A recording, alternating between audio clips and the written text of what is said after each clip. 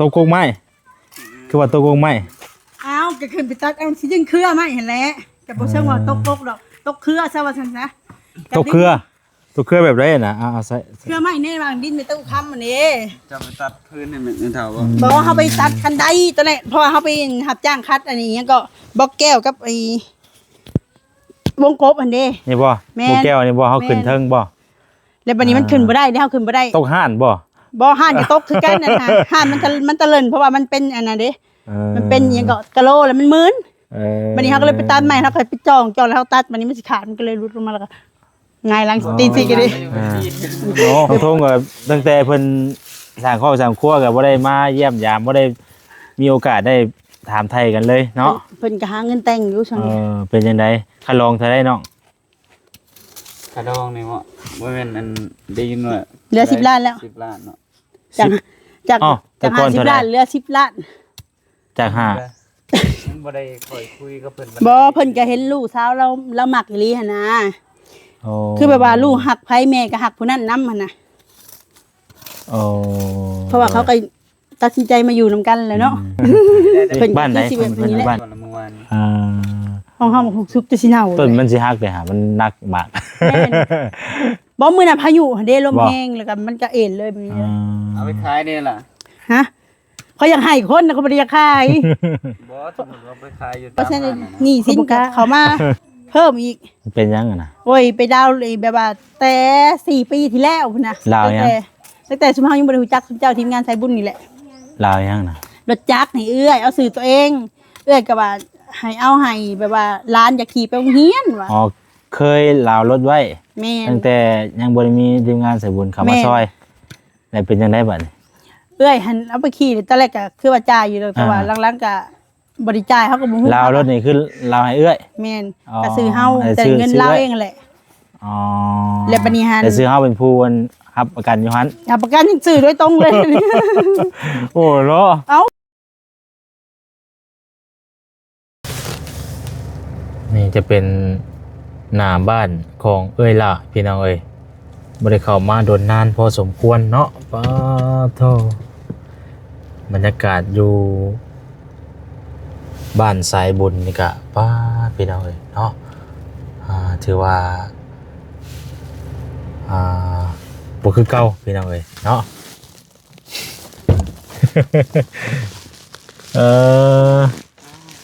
สวัสดีน้องทง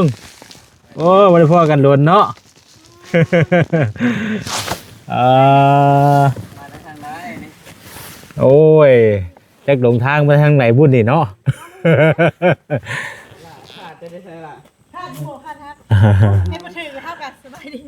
โดยสบายดีเลยไปล้างก่อนไปเป็นยังน่ะเสียมถึกเลือดออกบ่อ้าวไปหาแม่ก็ลูกเต้เสียมบ่เฮ้ยไปยืนนี่เสียมแล้วกันยืนนี่ว่ามันเป็นเสียมเด้เอาแนวมัน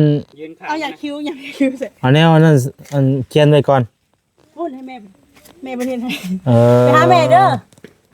น้องยังน่ะน้ำพ้นมีคนปล่อยน้อยไปถึงไหนมาถึงไหนเด้น้องโธ่บ่คือเก่าเนาะทำไมบุนี่หลายกับงามคือเก่าบ่ยอกตัวเองไปสิยองามอยู่ลงทงกับรอคือเก่าลงทงกับเนาะเก่าตีได้เมียเลยรอกูเก่าเมียมันก็เฮ็ดเวียกเดือนถูกบ่เฮ็ดเวียกเฮ็ดงานจังซั่นน้องซุมื้อนี่ซุมื้อซุวันนี่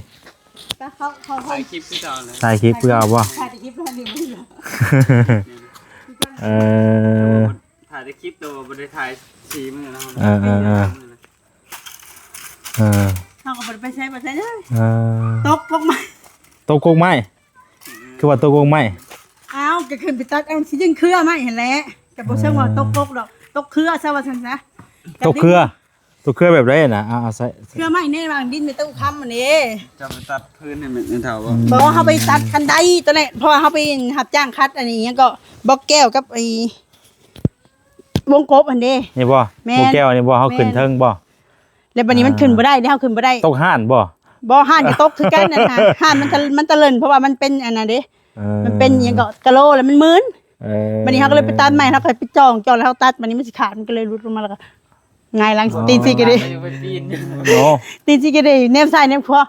สูงเติบบ่ ฮะ สูงเติบบ่ สูงเติบแล้วก็ด้นเติบจังหูเมื่อยืน แล้วก็ลุก เอบสลบ แบบว่าซึ่งเลยนะแล้วก็บัดลุกขึ้นมานั่งเลยแนมซ้ายแนมขวาโอ้ยบ่มีคนเห็นใครเนี่ยว่ะเขาบอกสั่นแล้วเขาหัวควันตายเลยดูทำไร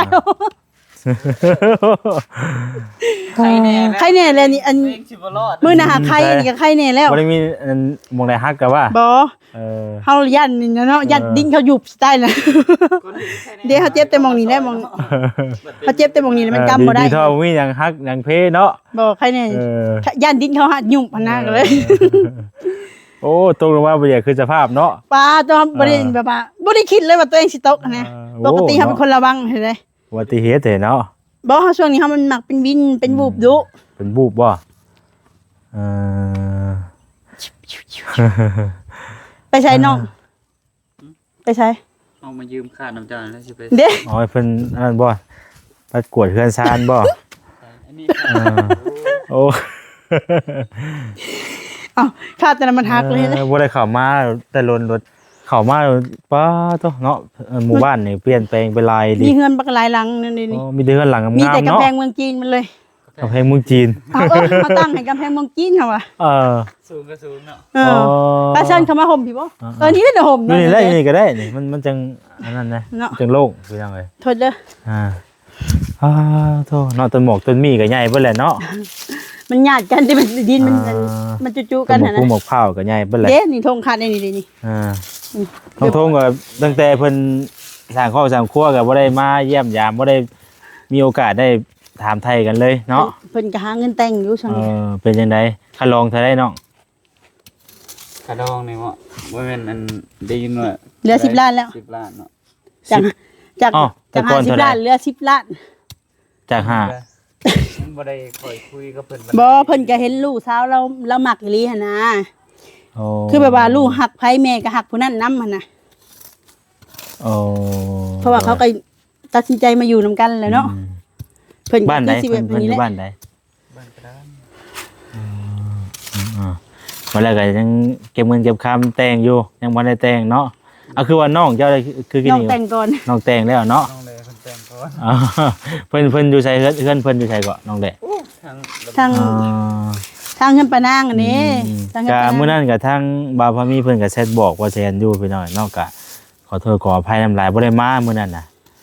พอดีมีเวียกไปทางติดธุระแน่นะพี่น้อย แม่ เนาะก็ แล้ เลยว บ่ได้ มี มา เด็กก็ไปทาง แต่ว่าก็มีทางทีมงานก็มีคนมาอยู่บ่มีผู้มา ก็ อยู่ เขาสะบุญนี่ อ๋อ สะบุญสองบุญ ค่ะพี่น้องมื้อนั้นก็ได้บ่ได้มาโอ้ยว่ะ บ่เป็นหยังเนาะข่าวเวียกไปเดินไปทางไกลกันเนาะเขาก็บ่ว่ากันนั่นน่ะขนาดอยู่ใกล้ๆ ทางบ่าวพามีเพิ่นก็แชทบอกอยู่ ไปซอยเวียกบ่ได้ไปเด้อ ข เฮา ออภัยนำหลายๆพี่น้องเอ้ยยังแต่น้องทงเนาะน้องทงนี่จักเป็นมื้อไหลได้เนาะ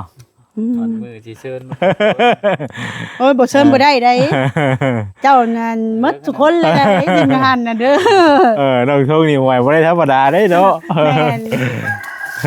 หาผู้ลากเข้าไป อันเจ้าเอาค่าดองพร้อมเก็บค่าดองแล้วเก็บค่ากินเลี้ยงนำเด้อหลายคนได้ จะต้องตั้งไอ้เต้นตั้งหยังข้างแน่ได้สิเรียกหยังอันบัดอันมือดองนะ กะว่าช่วงใดซั่นเนาะหรือว่าใกล้แล้วบ่เงินเก็บเงินได้เท่าไหร่แล้วเดี๋ยวนี้สิพร้อมสิ ป เฮ็ด ระมาณเดือน12นี่สิไปคุยกับเพิ่นรายละเอียดนะ อ๋อ จังไดก็มีเงินเตรียมไว้ไปนี่เด้อถึงบ่ฮอด10กะติดโตเนาะอย่างน้อยก็เพิ่นจะแบบว่า แต่ เพิ่น ว่า จะบ่ให้คน ไว้ น่ะ คอเรียบร้อยไว้ได้แล้วว่าบ่หรือว่าจังได แต่ยังบ่ได้ขอเลย อ๋อแบบว่าคือเฮาอันสิเฮ็ดมืออันนั้นเลยแม่นบ่เขาว่าอันนั้นก็แต่งเลย ก็ถ้าว่าคุยกับเพิ่นละเอียดแบบมันเพิ่นตกลงก็คือตกลง อืม คือ คุยกับเพิ่น อันเนาะเฮาสิบอกสิฟังว่าทางฝ่ายหญิงทางแม่ฝ่ายหญิงน่ะมาเอง อืม ก็เขาก็มารวมกันอยู่นี่แหละ ว่าให้ไปคุยกัน พร้อมแย่งกันแล้วก็จังว่ากันมาอีกเนาะ แม่น อืม เฮ็ดจะได้เรื่องกันเนาะเขามักหักกันก็ให้เขาอยู่นํกันหั่นน่ะ อืม เฮาก็สิห้ามบ่ได้ความหักมันบ่ทง เออ ฮะโอ้ยคนหักไผผมก็แลน้ำก้นเลยทงเลยเจ้าอย่ามาว่าเลย เออเพราะว่ากันแต่ รุ่นข่อยนี่ เาะ หันจะว่าจะปีแล้วทงบ่ได้พิธีพิธันหยังดอก ขอยบ่แม่นผู้สาวออกใหม่ว้า ฮักแพงกันพากันเฮ็ดกันสร้างหานํกันนั่นแหละเนาะเป็นค่อยไปนั่นแหละพี่น้องเอ้ยได้จักเดือนแล้ว หลายเดือน หลายเดือนแล้วบ่ เดือน เออพากันเฮ็ดเวียกเฮ็ดงานหยังกับสมมุติที่ว่าบ่ได้ไปอันนั้นไหนบ่ถ่ายคลิปบ่ จะถ่ายคลิปนี่ ถ่ายคลิปอะไรลง เคย ไป ได้ยิน เนาะ ว่าเจ้าสิไปสมัครงานบ่ไปเฮ็ดก่อสร้างบ่ อันนี้ก็ยังบ่ฮู้เดี๋ยวอันสิทางป่าทางหญ้าแถวเฮือนกันพบแห้ง แล้วเพิ่นสิไปเก็บเงินเพิ่นว่าสิไปเฮ็ดงานสมัครงานที่ก่อสร้าง อ่า สองผัวเมียเพิ่นน่ะเก็บเงินแล้วก็พอได้พอค่าดองหั่นนะ เอาล่ะก็หานํกันเนาะ แม่น แต่นํกันว่าซั่นซะ ถึง ส บ่ มัย ครบ นี้ ก็อยังน้อยก็เฮาก็ผ่อนเพิ่นยังบ่ให้เนาะบ่แซ่น สมมุตินี้ มัน ก็ จะบ่ยาก คือว่าแหละเพิ่นก็เฮาก็อยู่เฮาคุยกันนั่นแหละพี่น้อยเนาะเรื่องคลุมคลองก็เฮาก็หานํกันนั่นแหละเนาะลูกกับเมีย บ่ตัวเสียงหนัง นักบาดันนั่นน่ะ ซอยกันหาแต่งนํกันเนาะพร้อมแล้วก็แต่งพี่น้องเอ้ย ก็บ่มีตังค์นั่งให้บ่แซ่นซับยันมือขา บ่เป็นหยัง ค่านี่ก็มีประโยชน์ได้ทุกเอ้ย ลินแถวนี้เฮาปลูกหยังก็งามเนาะ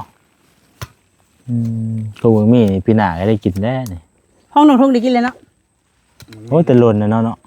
มีต้นหยังในเลินจ้ะ มีง่วงคู่เนี่ย บางหุงเอาบ่แซ่น มะฮุงบ่ เอาไปเวลาจะไปหาเพิ่นมื้อนี้จะก็ลงให้เขาไปตามเอาอย่างนี้แหละ อ๋อมันเป็นหยัง ได้แต่บ่ฮู้ทุกข้าวผัดขายก่อนละเมื่อวาน อ่า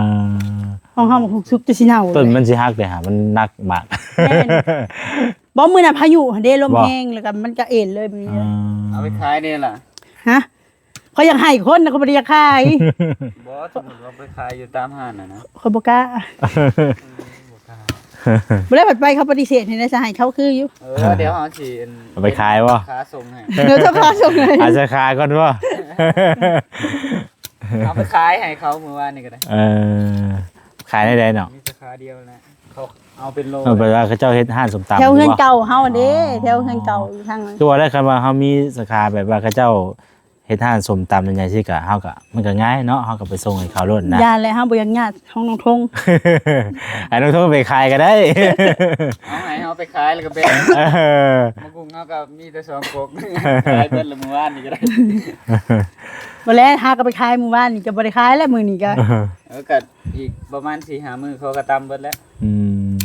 แล้วขายดีเด้ พอลูกค้าเขาหลาย อืม ลูกค้า นักเรียนมคเด้เขาไป อ๋อ อย่าไปเห็นรถเพิ่นได้อรวย เป็นมาได้ใช่นะ มาแต่นั่นแห เป็ ละ น เงิ อะไร น กับ ก่อย เพื่อน น้อย นั่นเป็นตู้คำเลยแล้วนะบอก สิแล้วเลยเด้เฮาตั้งแต่เฮาตกลงมามื้อนั้นเฮาก็บ่ได้ไปเลยเฮาก็บอก จุ้ยใช้เอ่ยไก่บ่ นี่นะทางอันนั้นน่ะ อ๋อทางไก่มาผิดบ่ มันบิน มันอยู่ บินจาก เขต สันตามใจเห็นเด้อันสมมุติว่านี่โรงงานน้ำก้อนเนาะโรงงานเสาไฟฟ้านี่แหละก็เลยไปเลย ต้อง นี่ ไปอีกพุ่นบ่ แม่นเลยเป็นดินแปลนเลยมันมีเงินคนหลายหลาย เพิ่นอยู่หั่นบ่ดีนี่น่ะ แม่น อ่า ดินน้องพามีอีกน่ะคือกัน โอ้เอาบ่ได้แม่นอยู่นี่บ่จ้ะ มีคือกันตัวนี้ก็แม่น เอาต่างหากบ่ แม่น อยู่พุ่นต่างหาก แม่นกำลังอันนั้นซื้อเสาซื้อดินมา ดาวเอาบ่ แม่นดาวเอา อ๋ออ๋อ ดิน เพิ่นกำลังปลูกตูบสิเฮ็ดเฮือนบ่ ที่ รู้ เพิ่น ใน ก็มีมาอยู่หลายท่านอยู่เพิ่นก็ว่าให้เขามาให้ไปหาแม่ตู้คำแน่ว่า ไป ซั่น บ่ เนาะ สิไปหาปะ จังนั้นจังไป อันบ่ไป ให้อยู่ แล้ว หั่นน่ะเพิ่นเฮ็ดหยังอยู่หั่นน่ะเพิ่นสร้าง ว่า เพิ่น ก็อยู่กับสร้างนั่นแหละเฮ็ดเฮือนเลย น้องพามีก็อยู่หั่นบ่ น้องพามีอยู่ดินเราติบ่ อ๋อ เขาก็ไอ้เสร็จครอบเพิ่นบอกเพิ่นอยู่ว่า ก็เคยเข้ามาอยู่พี่น้องเอ้ยทางบ่แซงก็เคยเข้าไปหาเราอยู่มีตู้คำ แม่นบ่แซนเอาเขายังไป ไม่ ม ได้ อบ เอา ให้ เข้าหยังมาให้เสียนะแต่ว่าเรื่องงบไปเทื่อนในชาตินะบ่มีเท่านั้น เอา เนาะ ทางเฮา ใน ก็บ่ FC มี หลายท่านมันก็จะว่าไปซอยแน่ว่าซั่นบ่แซน ทางเฮาก็มีแต่ซอยเหือซอยแห้ง ส่วน เนาะ หลายก็มีแต่เข้านะก็เข้าก็บ่ได้ซื้อไปให้เพิ่นแต่ล้นแล้วแต่ก่อนก็ซื้อไปให้ จะ เย สิ อะ เป็นหยังก็เจ้าไปถ่ายก็ได้สิเป็นหยังเพราะว่าเจ้าก็อยากไปแบบว่าเผื่อมีผู้ใหญ่เพิ่นซอยเข้ามานะ ก็สิแวะอยู่คันกายไปนั้นก็สิแวะ โดย เห็นลำเล่าอยู่เพราะว่าก็ไปแสดงความดีใจลำเล่าแหล้วเพราะว่า แม่นเขาสินำ แต่ก่อน ทาง เราก็อยู่ตู่ปุ่นเนาะบ่ได้ แม่น บ่ได้ยังบ่ทันได้ไล่หยังแต่ก่อนก็มีแต่ หลังจากนั้นเนาะเบาแสนแล้วได้แบบว่าสายฟ้าแลบเลยได้ อ๋อ ดินเฮือนโหลดมาพร้อมกันเลยแบบว่าโอ้ตัวหลังมาภายในอาทิตย์เดียวเหลือเสือเลย เออดีใจ ไปใช้ มือเพื่อนแป๊บนึง อยู่เป็นหมู่กันก่อนเมียจะบ่ย่านเด้อ ไปหากินข้าวกันแล้ว ไปรถซะ โดยเข้าใจหลายๆเนาะน้องทงโดย ข้าวกันเท่ากันได้ อะไรยังอะไรกินมื้อนี้เนาะ ก็มีแต่อันไข่แกงน้ำไหม้ โดยเดี๋ยวคุยกับเวลาจังหน่อยจังสิอันสิออกไปพูดอะไรพี่น้องออกไปทางสิออกไปทางอะไรก็สิ เดี๋ยวเฮาสินำทางไปดอก สิอันไปได้แล้วบ่ล่ะ ฮะ ไปได้แล้วบ่ โอ้ยตั้งแต่มื้อเจ็บมันก็ไปอยู่แต่ว่าเฮาเนี่ยกำบ่ได้ ว้เจ็บอยู่ มันกำอันนี้มันแบบว่าเฮากำนั่นแหละมันอันนี้บ่ได้นะแล้วก็อันนี้มันไข่ อืม กับขออันนี้ขอโทษเด้อนี่ อืม เพราะว่ามันตกลงมาแล้วใส่ขาอันนี้เด้แล้วมันก็บ่ได้มันบ่อยู่มันก็เลยล้มลงเลยเด้หงายหลังลง ดีเท่าบ่เป็นอย่างไรกูนี่เนาะ แม่นตอไม้เต็มอยู่ได้แต่ว่าบ่ถึกตอไม้ก็ยังมีบุญอยู่หยังวะ ระวังได้อย่าไปขึ้นได้เนาะ เฮาคนจ่อยเฮาก็ลืมไป เรื่องว่าตัวเองจ้อยเนาะ ป้าตกลงมาตกใจเลยฮะแบบว่ามันบ่ทันตั้งโตะบุบลงเลยนะโอ้ย แบบบุ่มๆเลยเนาะ นอนลงไปแบบนี้เลยหัวฟาดไอ้ลงดินเลยได้ยังหัวควันตัวเองก็โอ้ยขึ้นไปได้มันยังงงตัวเอง โอ้ย มาสั่งเฮ็ดแต่หาเลขเจ็บ สร้างอยู่ใช้อะไรเฮ็ดอันเฮือนนั่นน่ะ ปากเซ่ ปากเซ่ผู้โอ้ อันน้องแหล่ก็ได้แฟนเนี่ยนั่นแหละ บ่ แม่น ให้ปากเซ่เลย แม่น เอาแหละ ไม่เห็นเนี่ยเป็นตัวคำก็ได้แฟนเลย เอาสร้างเลย แม่นบ่เล เนื้ ย อ น้อ คู่ ง ว่าพี่กับพี่เลยเนาะ เกณฑ์คู่เด้มาฮอดมาถึงเลยเฮาก็มีแต่ถามเพิ่นถามเฮาว่าล่ะไผโสดเพิ่นว่านี่นะเด้อเฮาก็ว่ามีแต่น้องแหล่แหละโสดกับเอื้อยนี่แหละเฮาก็ว่านี่แหละเพิ่นว่าอันเราโสดบ่คันเราโสดเพิ่นว่าขอแนวติดต่อเนี่ยเพิ่นว่าเด้เฮาก็เลยบอกว่าแลมีคนขอแนวติดต่อขอไลน์ว่าเด้ ล้มกันบัดนี้เนาะ แม่นเขาก็เสร็จหากันแต่ก็ให้เฮาพาไปโหไปเพิ่นก็ว่าล่ะเอ้ย เนาะบัดสิพบสิพ่อสิได้กันก็แบบนั่นโดนเนาะ เพิ่นก็ให้เฮาไปล่ะเจ้าเชียร์เฮานี่ได้เฮาอยากเป็นเคยไทยสวรรค์ได้เพิ่นว่าได้ เพิ่นให้พาไปลินเฮาก็ชวนน้องทงไปเฮาก็บ่กล้าไปเลยเนาะแบบว่าจังได๋แบบว่าพาไอ้เขาไปจีบไอ้ลูกหลานเขานะเดี๋ยวมันเกิดยิ่งขึ้นมาแล้วจังได๋เฮาสิเนี่ยนะเนาะเฮาก็พาอ้ายเพิ่นไปนํและไปกับเพิ่นก็ไปจีบเพิ่นเฮาซ่านเพิ่นได้เข้าทางผู้ใหญ่เพิ่นก็ฮู้จักความอยู่แต่ว่าไปฮอดก็ไปนั่งจีบกันนะแม่เพิ่นกันอยู่นำ พ่อโอ้ ทางน้องทงก็อยู่นำ โดยเอาเพิ่นก็ถือว่าสร้างครอบสร้างครัวแล้วเนาะทางน้องหยังก็ สมหวังน้องผู้วงน้องแหล่ น้องผู้วง กันผู้วงบ่ค่อยมีไผฮู้หรอกแต่น้องแหล่คนฮู้อยู่ เพิ่นก็มีเฮือนเพิ่นแล้วล่ะว่าบ่ มี เพิ่นจังมีแล้วเนาะ มีแล้วอยู่ทางดินพระเยซูเด้จะเคยไปบ่ ยังอยู่แต่อยู่ไสเนาะ ทางเฮือนแม่น้องดอนน่ะนะ อ๋อไปทางนั้นบ่ แม่น เคยเข้าไปอยู่แต่บ่รู้จักเฮือนเพิ่น ใกล้ๆกันเลยแหละ อ๋อ แล้วก็เฮือนปานางอีกคนนึงอยู่ในนั้นคือกันแหละปานางที่เฉพาะเคยไปเฮ็ดเฮือนให้เราไปเฮ็ดนั่นนี่แล้วก็เราก็เลยทั้งเราอยากหายใช่มั้ยเราก็เลยฟันบนห่มชั่วทิ่ม อ๋อเงินชาติก็ยังคือเก่าไปหน่อยเนาะโทษแล้ววันแล้วทางอันนี้เลยเพิ่น แล้วไปเฮ็ด คือ เวีย ส ก มอจะมีอยู่แต่ละคน ไปเฮ็ดเวียก ไปเวียกบ่ โดย ทางเอ้ยนั่นก็เพิ่นไปเฮ็ดเวียกบ่ มื้อนี้เพิ่นหยุดมื้อนี้เมื่อวานนี้เพิ่นไป เอ้ยหยังก็ไอ้ตุ๊กเนาะ แม่นแหละ แต่ละครูแต่ละคนก็โอ้พี่น้องเฮือนกันแน่บ่เห็นเฮือนแล้วบาดนี้เนาะ เพราะว่ามีแต่ต้นไม้ต้นตอ เราบ่ค่อยอยู่เด้ อืม เราไปเฮ็ดเวียกเสาร์อาทิตย์เราก็ไปเด้ เปลี่ยนแปลงไปหลายพี่น้องเนาะเข้ามาแบบมีแต่เฮือนซ่านๆแถวน่ะตะกี้บ่ได้มีไว้แต่มีแต่เฮือนน้องทงนี่อยู่นี่เนาะ แม่นนี่ก็ลังมา เต็มไปเลยเนาะอ่า อันนี้เขาก็เฮ็ดเองเนี่ยน่ะสิแหละเลย บ่ เราเฮ็ดกัน แบบ คืน ว่า เนี่ย เฮือนเพิ่นแบบว่าเพิ่นมาแต่อันบ่เป็น อันนี้อันเฮือนทหารอันนี้ที่ว่าเป็นสร้างเฮ็ดเฮือนไอ้เฮือนเด้เฮือนตูบตัวนั้นนำสร้างเราอะนะที่ว่าน้องพามีติดต่อเพจเฮือนนั่นแหละ โอ้เพิ่นก็ว่าอยู่ถือว่าเต็มเบิดแหละเนาะแต่ละหมดมีแต่บ้านเฮือนแต่ซ่านคนพี่น้องเอ้ย มีแต่เฮือนหลังงามๆหลังใหญ่กำแพงเมืองจีนเต็มไปหมดเลยแถวนี้คันบ่บีบแก้เฮาย่านรถตั้มหมองนะเพราะว่ากำแพง มันเลี้ยวเนาะ แม่น มัน มันเด็กเดียวนี่เนาะอ่า สองห้อง พ่ออันทางน้องเพิ่นอยู่กินนี่กับแม่ตู้บ่ ไปหับชั้นบ้านนะวะ บ่คือว่าแม่บ่สบายบ่เป็นหยังแล้วเป็นห เรา ยัง กระดูกหักข้างใน เป็นหยังคือกระดูกหักอะ แล้วล้ม ร่มบ่ แม่นกระดูกซี่โครง โอ้ ข้างนี้หันหักไว้ว่ามันเล่าวมันแตกรู้จักกันเลยนะตัวนี้ และข้างนี้มันจะซ้ำเนา ซ้ำเนาทั้งในเลยมื้อเช้านี้เราก็เจ็บแต่เราบืนไป เพราะว่าท่านนั่งนอนอยู่สึกก็คือเก่าเลย แล้วก็เช้าแล้วแหละว่าน้องฝนนะ น้ำฝนนี่ก็ยังคันอยู่คือเก่าเลยก็โตๆล่ะค่ะ คันบ่ แม่น แพ้นั่นก็เช้าแล้วแหละว่าแพ้ แพ้เช้าแล้วแพ้ตุ้ยกูเก่าอีกแม่นบ่ เห็นเพิ่นอยู่ผมกายกันชวนกันมา หา กิ เคน รื่อง นี่ นุ่งก็บ่ได้เลยว่าซั่นเอ้ยนี่เนี่ย หาเครื่องย่างได้เนาะ ก็อย่าว่าหาเครื่องยากรถจะเทื่อละ700,000 800,000แปลงรถนะ ทำน้ำหนักบ่ได้เนาะโอ้ย เขาบอกว่าต้องเอาตีนรถใหญ่มาใส่เลยเขาว่า จักเพิ่นจักจะได้หะเพิ่นน่ะ ตอนที่ว่าไปผ่าตัดที่ว่าบ่แซนเข้าไปนั้น120แต่เดี๋ยวนี้เกินแล้วเขาว่า บ่ แม่น เอ้าอาทิตย์หนึงอะแป้งรถประมาณ2เทื่อจะวันนี้ได้ซะก็บอกอยู่ว่ายานอย่ากินหลายก็บ่ได้กินหลายดอกมันว่านี่แหละเฮากินหมี่ มี บ่ ให้ ได้กิน ตุ้ย หลาย เนาะ กินมีติกินมีแน่งตุ้ยเนาะ แม่นเขาบ่กินแต่หมี่แบบทีละ2-3ห่อโอ้บ่จ่อยดอกนั่นนี่ฮะเฮาก็เมื่อยกันเฮาก็อยากให้ลูกหาเลี้ยงเฮาคือกัน โอ้ลูกก็คือว่าแล้วคันว่าเราแบบไปงานมาง่ายก็เราก็เนาะ แม่น สินั่นอยู่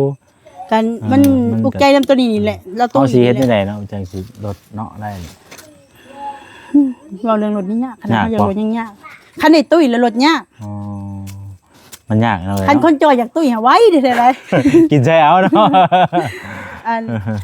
มันก็เฮาก็ปลุกใจหลายอะไรเนี่ยบ่ซั่นหนี้สินก็เข้ามาเพิ่มอีก มันเป็นยังอะนะ โอ้ยไปดาวเลยแบบว่าแต่4ปีที่แล้วพุ่นน่ะ ลาวยัง ตั้งแต่สมเฮายังบ่ได้รู้จักเจ้าทีมงานสายบุญนี่แหละ ลาวยังนะ รถจักรให้เอื้อยเอาสื่อตัวเองเอื้อยก็ว่าให้เอาให้แบบว่าร้านอยากขี่ไปโรงเรียนว่า อ๋อเคยลาวรถไว้ แม่น ตั้งแต่ยังบ่ได้มีทีมงานสายบุญเข้า แม่ มาน ซอยแล้วเป็นจังได๋บัดนี้ เอื้อยหันเอาไปขี่ตอนแรกก็คือว่าจ่ายอยู่แล้วแต่ว่าหลังๆก็บ่ได้จ่ายเฮาก็บ่ฮู้ ลาวรถนี่คือลาวให้เอื้อย แม่น อ๋อ ก็ซื้อเฮา แต่ แต่ ซื้อ เงิน ซื้อ เรา ไว้ เองแหละ อ๋อ แล้วบัดนี้หัน แต่ซื้อเฮาเป็นผู้รับประกันอยู่หั่น รับประกันยังซื้อโดยตรงเลย โอ้เนาะ เอาเอื้อยเนาะก็คานตามกันออกมาก็บ่คิดดอก แต่ว่าคือว่าเราเอาเงินอย่างนั่นทันก็บ่เป็นหยังบ่ แม่นแล้วบัดนี้ลาวผัดรถผัดเราเอาไปขายหั่นติ เอา และ รถ 4 ปีตั้งแต่2ปีเนาะตั้งบัดนี้ก็มาฮู้จักกับสุเจ้าก็ได้2ปีผู้นี้เป็น4ปีหั่นน่ะ รถน่ะไปขาย แม่น แต่ว่าพรยังบ่ทันเบิดพรบ่ได้ไว้ได้นี่ พ่อนนั่นแหละล่ะพ่อน แต่ว่ายังบ่ทันเบิด แม่น เบิดอ่ะพรบ่ทันเบิดอ่ะไปขาย แม่น เอา เอาไปขายแล้วบัดนี้หันบริษัทก็บ่ได้นำเฮาใดก็บ่ได้มาถามบ่ได้มาแจ้งอีหยังใด เอาแล้วเพิ่นเว้ากันได้ใช่ จะ ปะ จน4 ปีเต็มๆ4 ปีเต็มๆแล้วบัดนี้มีหมายสารมาหาเฮา โอ้ มาหาว่าให้ไปฟังคำตัดสินว่าฮะคำตัดสินเนี่ยเฮาก็งงเลยเนาะก็โอ้สิมาจับเฮาเรื่องหยังอีนั่นแบบว่านี่นะก็คิดหลายกับโอ้ยคิดแท้คิดว่าเนาะคิดยานเขา 4 ปีระยะเวลา4 ปีผ่านมาแหละ แม่น มีแต่หมายสารมาโลด แม่นก็ห้อยเฮา สา ว่า เหตุนี้เกิดจาก เกิดแบบว่าเฮาบ่ไปผ่อนรถให้เขา เฮา นะ เฮาบ่ได้ส่งงวดรถ แม่น โอ้ แล้วเฮาก็บ่ฮู้ว่าเราบ่ได้ส่งหั่นน่ะแล้ว เฮาก็บ่ฮู้ว่าเอื้อยบ่ แม่น อ่ะเอ้ย เป็นเอื้อยบ่ได้ส่งงวดรถ ส่งงวดรถ หรือว่าอีหยังก็รถ 4 ปีบ่ได้ส่งเลยนี่ แม่น ปาโท จะว่าเป็นไปได้บ่4 ปีเขาบ่มา ป นำ กติเดือนหนึงหรือว่าเดือนหนึง2-3 เดือนก็เจ้าก็นั่นแหละแต่เก่าเนาะเขาเจ้าก็นำ ก็นั่นแหละเฮาก็คิดว่าเฮาบ่มีหนี้บ่มีสินอยู่ไสแล้วมื้อนั้นเฮาก็เครียดเฮาก็อุกใจปอโตจะสิหาเงินมาใช้เนาะให้เพิ่นหั่นนะ60,000 อืม 7,000บ่ 67,000 300นี่แห วัน ละ นี้คุยกันเคลียร์กันได้ใช่ป่ะเนี่ย เขาให้ไปรับคำแบบว่าให้ไปรับฟังคำตัดสินเพิ่นตัดสินแล้ว วันนี้ บ่มีหยังมีแต่ว่าให้จ่ายแต่ละเดือน จ่ายไปจ่ายแต่ละเดือนหันบัดนี้ แม่น เดือนหนึงเท่าไหร่ เพิ่นขอเดือนละ1,000เขาบอกว่า เดือน เดือน ละ ละ 1,000 1,000ฮะขน้อยยันบ่มีขน้อยยันบ่มีจ่ายเดือนละ1,000นี่คันปัญญาสิหาอยู่หากินกันทั้งยากอยู่แล้วช่วงนี้มีแต่ว่าค่าว่าเดือน500ขน้อยก็สิพรแค้น จ่ายเดือนละ1,000แต่ว่า จ่ายแต่เงินซื่อๆก็รถบ่ได้บัดนี่เนาะ แม่น รถไปขายได้บัดนี่ แม่น อ่า มันเฮามาเสียใจตรงที่ว่าเฮาไปหาเอื้อยเลยเอื้อยแบบว่าบ่แนมหน้าบ่เว้าหยังนะบ่ให้คำแนะนำบ่ให้คำปรึกษาเลยหันนะเฮาก็โอ้เฮาว่าทำมาเป็นอย่างนี้เฮาว่า คงสิบอกแท้ว่าคนสิร่มได้ว่าเป็นจังได๋กันเนาะ แม่นเฮาก็บ่ฮู้อิหยังเนาะเฮาก็ไปฮอดเฮาก็เอื้อยมีไม้สานมาเฮาเด้ อืม เจ้าสิเฮ็ดได้บัดนี้ฮะเขาจับเฮาบ่ได้เด้เพราะว่าเฮามีพ่อแม่ต้องเลี้ยงแล้วก็ลูกเฮาอีก อืม แล้วก็บ่ได้จังเว้ากันบ่ได้จังเว้ากันเท่านั้นแหละ มาเด้อเฮามารับแทนมันโทษเนาะ แม่เฮาก็ วันนี้ก็คันว่าว่าเป็นคนเสียเงินบัดนี้น่ะ บอกว่าเอื้อยยังมื้อนี้แหละเฮานัดกับเราเฮาสิไปเอาเงินนำเรา เอ่อ เฮาอันเพิ่นให้ไปเสียได้คำบ่เสียบ่ได้เด้เฮาว่าเพิ่นจับเฮาอีหลีได้เพราะว่ามันแบบว่ามันโดนมาแล้วหั่นน่ะ อืม คือเส้นหับเส้นหยังก็เพิ่นเอาเอิ้นเฮาไปเส้นอะไรนี่แหละถ้าว่าเฮาบ่จ่ายบ่เกิน3งวดก็เพิ่นก็มาจับโลดหั่นน่ะ อืม และอย่าหันถ้าว่าอย่าให้เฮาติดคุกติดตารางย้อนแบบนี้แหละลูกเฮาก็มีพ่อแม่เฮาก็ต้องเลี้ยงคันเจ้าเลี้ยงพ่อแม่ก็คืออยู่อันนี้มีแต่เฮาสิมาสร้างปัญหาให้เฮามันก็บ่ได้เฮาว่า อืม เจ้าต้องเว้าให้มันจบเจือเด้เฮาว่านี่เจ้านัดมือได้เจ้าก็ต้องเป็นมือนั้นเฮาสิได้บอกเพิ่นถึกเฮาว่านี่แหละ แต่ว่าก็ยังบ่ทันได้คุยกันแล้วเนาะมีแต่ยังรอกันซะก่อนนัดกันก่อนบ่ มีแต่เพิ่นนัดว่ามื้อนี้แหละเพิ่นสิเอาเงินให้เพิ่นว่าเฮาว่าเจ้าอย่าลวดลายกับเฮาเด้เฮาว่านี่แหละ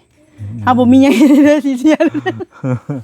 เอาก็พอได้แต่หาเลี้ยงครอบครัวเฮา โอ้ เาก็ มื้อน่ะ เนาะ เฮาเครียดเจ้าฮู้บ่ว่ามือไม้ชานมา อืม เฮาเครียดแล้วเฮาเจ็บหัวแล้วเลือดดังเฮาแตกออกหลายบักหลายนี่ไหลออกบักหลายนี่ค่ะเฮาจะตกใจแล้วก็เฮาก็เป็นแบบว่าหน้ามืดตาลายนะ อ๋อ แต่หมอเพิ่นบอกว่าเฮาอันเกิดจากความเครียดหลายหลายเส้นเลือดฝอยน้อยแตกเพิ่นละว่า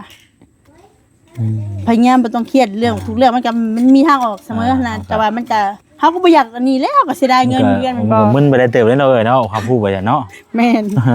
บ่ว่าแต่เฮาเด้อลูกเฮาก็ยังนั่งไห้ก่อนเฮายังเข้ามาจับเอาเฮา เนาะ กลางคืนมื้อน่ะจนดึกบ่ยอมนอนลืมตาขึ้นมาก็แม่เจ้าอย่าไปไสเด้อแม่เด้อผู้นี้น้อยนี่ค่ะหายเฮาจนน้ำตากำด้วยเฮาก็อีต้นรุ่นเนาะจักเสียนได้ อืม เป็นเจ้าก็ต้องเสียดายเงินและเงินหามาได้ก็อยากให้ลูกได้กิน โอ้เนาะจะเอาไว้ ปัดซ้ำอันนี้พะว่าต้องมาจ่ายค่ารถแทนกับเจ้ามื้อน่ะเฮาไปเนาะเฮาว่าใช้เงินมื้อวันที่30เพราะว่าเพิ่นนัดวันที่30เด้เงินมีซำนี้มึงใส่กูเอาให้มึงอ่ะบ่แล้วลูกกูสิกินหยังเพิ่นว่าอ้าตัวเฮาว่าลูกเจ้าใหญ่แล้ว เพิ่นเฮ็ดงานจังไสเอ้ยเพิ่นเฮ็ด ขายเครื่องอยู่ในเมืองเด้ เออ แต่บัดนี้หั่นเพิ่นว่าวันนี้เฮาก็ป้าลูกเจ้าหันใหญ่แล้วลูกเฮายังน้อยๆยังบ่ทันอันนี้ซ้ำแต่ก็อีพ่ออีแม่เก็บโซ่อีกเจ้ายังสมกล้าเว้าในนั้นเฮาว่าลูกเฮาได้สัตว์สิกินหยังเฮาต้องมาจ่ายหนี้แทนเจ้านี้ โอ้เนาะ อย่าลูกเพิ่นอยู่นี่นะแหละเพิ่นแบบคือแบบว่าบ่เอานะบ่เอาไอ้น้องนะเพิ่นเอาแต่ผัวเพิ่น อืม บ่ให้เอาบ่เอาก็อย่าแล้วเฮาก็มีหยังสิเสียแล้วเฮาก็อยากได้เงินเก็บแบบว่าอยากให้ลูกเฮาได้อยู่ได้กินคือกันนะบ่หลายก็อย่างน้อยก็ได้มากก็ให้ลูกได้กินอิ่มยังบ่ใครเด้นี่มาแบ่งจ่ายนั่นจ่ายนี่อยู่บ่จ่ายเฮารอบนี้เฮาบอกโลด เอาเดี๋ยว ถามเฮา จะคุย ไม่เสียหยัง เดี๋ยวจะ เขาก็ยังบ่ฮู้ว่าเสียหยัง เดี๋ยวจะคุยกันเสร็จแล้ว โอ้ยเนาะ เฮาก็บ่อยากเครียดดอกคันเฮ็ดเฮาเครียดแล้วจังได๋สิเลือดสิ อ่า แตกเป็นอัมพาตไงลูกเฮาสิบ่มีบ่อนเพิง เพราะว่าตอนนี้ก็ยังเป็นเสาหลักครอบครัว แม่น เนาะดูแลลูกเต้า